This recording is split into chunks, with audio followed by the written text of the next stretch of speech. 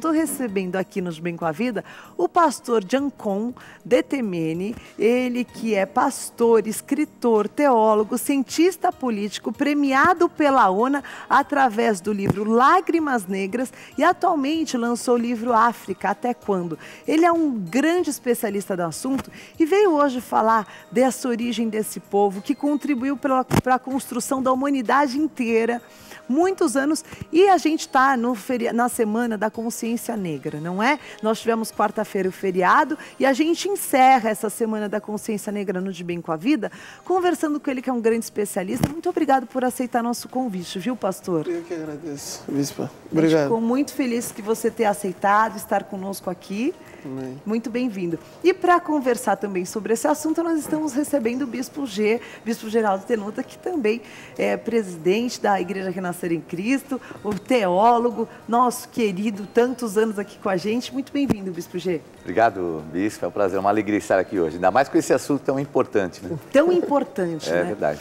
Bispo, a África, pastor, ela hoje sofre muitos problemas sociais, econômicos e de saúde. Muitas pessoas associam essa situação econômica da África a uma origem espiritual. Você, como pastor, nascido na África, que ama a África, que tem uma musicalidade incrível e tantas tribos, nasceu na República do Congo, né, pastor? República Democrática. Democrática do Congo. O que tem outro. Tem República outro? do Congo. Ah, tá. Então, na República Democrática do Congo. O que você pensa sobre isso, pastor? Bom, obrigado pela pergunta.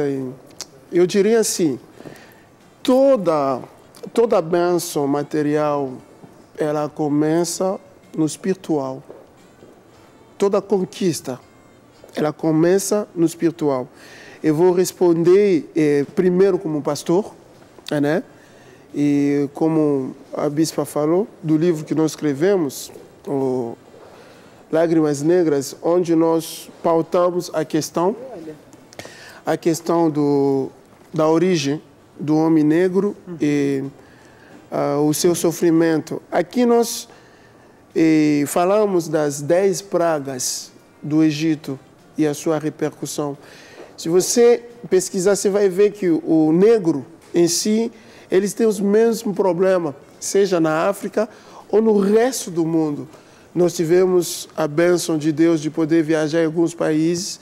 Em alguns países você vê, de fato, e analisar. Você vê que desde o antigo Egito, onde o povo africano manteve o povo de Israel em cativeiro durante mais de 4 séculos, porque isso Deus havia falado a Abraão: a tua descendência será reduzida à escravatura durante 400 anos. Depois eu julgarei. Em outras linguagens diz: eu castigarei a nação que eles têm de servir. Então, o povo que eles serviram foi o povo africano, porque a África começou com 3 povos. Quais povos que formaram a África no princípio? Cush, que é a Etiópia, né? Put, que é a Líbia, e Misraim, que é o Egito. Tá. Né? O mais famoso dos 3 é o Misraim, né? O Egito. Então, de lá para cá, depois que saiu a nação de Israel, essas maldições permaneceram na África, porque a maldição de Deus, quando ela toda maldição, quando ela é rigorosa, ela pode chegar até a 10ª geração. E nós vemos que os problemas da África, desde a colonização ela começou mal. Por quê? Porque o europeu, ele chegou na África não para construir, para explorar. O pretexto de civilizar o povo africano. Mas a motivação era a exploração. A gente conhece bem essa história como brasileiro também, né? Também. É verdade. Porque onde já há a maldição, então o Satanás ele opera já. Ele opera. Agora, essa é a tua opinião como pastor, eu quero ouvir depois a tua opinião como cientista político. Bispo G, a palavra de Deus também diz que Deus não visita a maldição dos pais nos filhos. Por que esse ciclo tem se perpetuado ao longo de tantos anos dentro dessa primeira ideia que o pastor está nos trazendo hoje? Bom, assim, quando a gente vê esse texto era um contexto bem voltado para Israel, né? Então, um povo que era dele, um povo que tinha consciência espiritual. Mas, ao mesmo tempo, né, a mesma Bíblia diz assim, maldição sem causa não prospera. Então, quando a pessoa habilita, então essa maldição ela pode prosperar, né? Então Se a gente há uma vê habilitação. uma habilitação. Tá. E a gente percebe que de uma certa forma houve essa habilitação, até esse fato que ele comentou da escravidão do Egito, tudo. Então a gente percebe que houve essa habilitação e essa maldição de uma certa forma ela prosperou, né? Tá. Mas isso não é sinônimo de dizer que o povo é fruto de uma maldição. Isso é uma grande ignorância, né, pastor? Não, porque ultimamente teve uma polêmica do pastor Marco Feliciano, né? Que ele falou que os africanos descendem da linhagem maldita de Noé. Eu conheço o pastor pessoalmente e eu diria assim, a Bíblia, nós de fato somos descendentes de Cão. Mas isso não quer dizer que tem maldição. E Noé nunca amaldiçoou a Cão. Então, isso que eu queria esclarecer, que isso é uma distorção teológica grave. Noé nunca amaldiçoou a Cão. Da mesma forma que Deus não pôde amaldiçoar Adão quando ele pecou. Porque Adão tem a imagem de Deus. Deus não pode amaldiçoar algo que tem imagem dele. E Noé, ele amaldiçoou a Canaã. O filho caçula de Cão, tanto é que Deus pediu a Josué exterminar toda a raça dos cananeus, né, os heteus, jebuseus, né, Deus pediu para exterminar. Agora, voltando nesse assunto, a Bíblia diz que a ira de Deus dura um tempo, a sua misericórdia a vida toda. Qual é o problema? Nós não podemos nos limitar só debatendo a questão das maldições, mas nós podemos interromper a sentença de Deus quando nós clamamos pela misericórdia. Amém. Porque a misericórdia de Deus é maior do que a sua ira. Amém. Porque a Bíblia diz que Ele tem prazer na misericórdia. Amém. Então, qual é o problema? O problema é que eu, como africano, eu tive o favor de Deus de aceitar Cristo na minha vida, coisas que os meus pais não tiveram. E nós temos que buscar, porque você não cura sintoma. Se você se focar em curar sintoma, a causa ela te escraviza a vida toda. Nós temos que buscar a raiz do problema. É isso que nós estamos falando aqui, porque você descobrindo a raiz, você pode resolver. Resolve de uma maneira efetiva. Sim. Como cientista político, como é que você enxerga hoje a realidade da África? E o evangelho tem crescido na África, pastor? O evangelho, como eu estava falando com o Bispo G, fora do ar, o evangelho tem crescido. E o que nós, africanos, precisamos é de líderes que têm uma causa para defender. Porque quando você tem uma causa, você morre pela causa, né?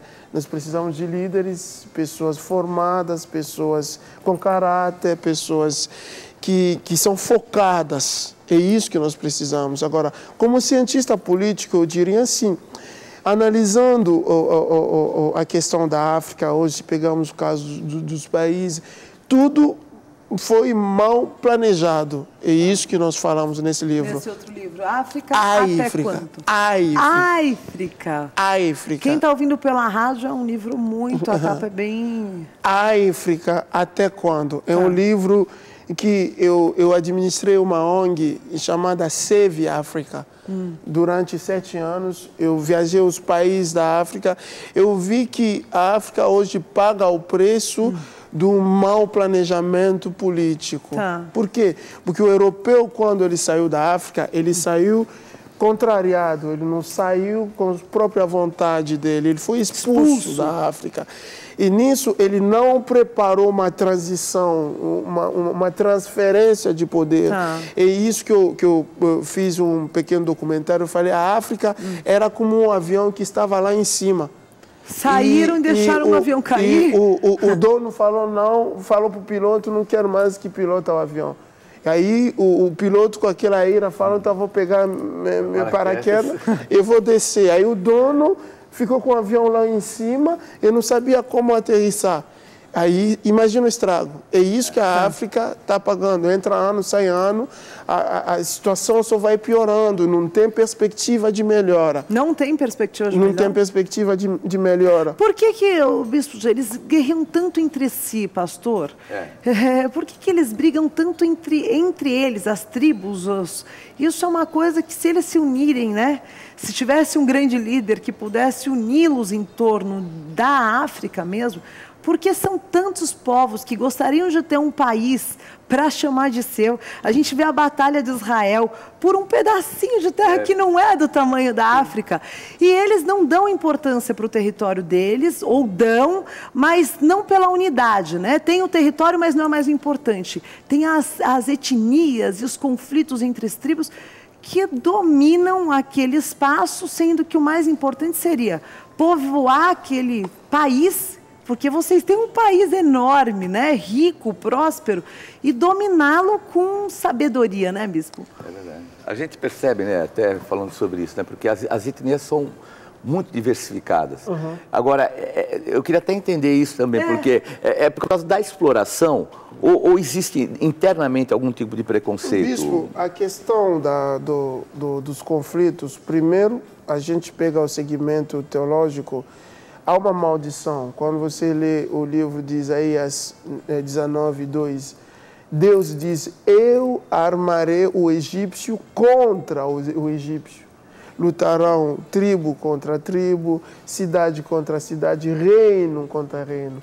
Você vê que a África é um continente que é movido pelo ódio tribal. É uma maldição. É uma maldição. Quando o europeu ele chegou, ele viu que o africano, ele detesta o outro.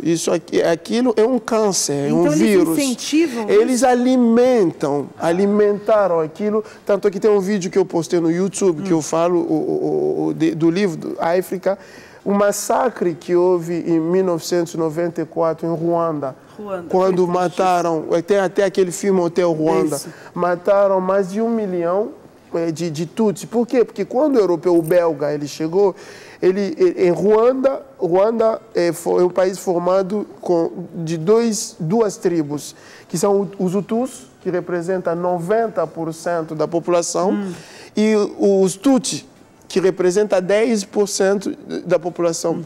E os Tutsi, o que o belga fez? Pegou os Tutsi, mandou na escola, deu instrução para que o Tutsi dominasse os Hutus.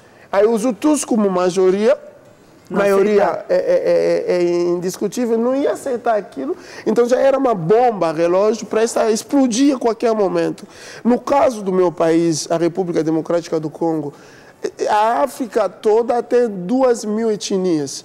Somente o Congo, bispa, tem 500 etnias. Meu Deus! Ou seja, na Conferência de Berlim, onde foi dividido a África, eles pegaram etnias que eram inimigos mortais e colocaram no mesmo território. Então faltou então, como sou agora cientista político, faltou então essa inteligência, tinha que colocar etnias amigas ou amigáveis, mais próximas, faltou essa afinidade de etnia. Então essa é uma das... Então, agora eles já estão instaurados, ninguém vai sair da sua terra. Era um projeto já. Por quê? Porque para o europeu, a África é muito boa para o africano. Porque tudo que o Ocidente almeja, você vê que a bomba que foi jogada, lançada em Hiroshima e Nagasaki, o urânio que fez aquela bomba saiu do Congo. Saiu do Congo. Né? Então a África tem muita riqueza. Meu país, o Congo, é chamado de escândalo geológico.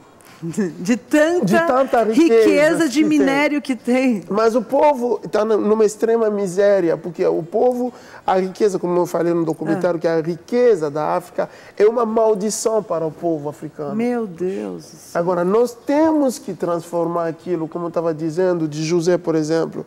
José transformou o sonho de Faraó. Porque o sonho de Faraó era vacas magras comendo vacas gordas. Ele transformou aquilo. Ele transformou É aquilo. isso aí Então, mesmo, adorei isso, nós pastor. precisamos de pessoas que Olha, têm para tudo, pessoa porque que tem- esse é um ponto importante para você estar ouvindo pela rádio, prestar atenção. Sim. Isso é algo muito bom de quem está vindo da África e vem de uma leitura também sociopolítica.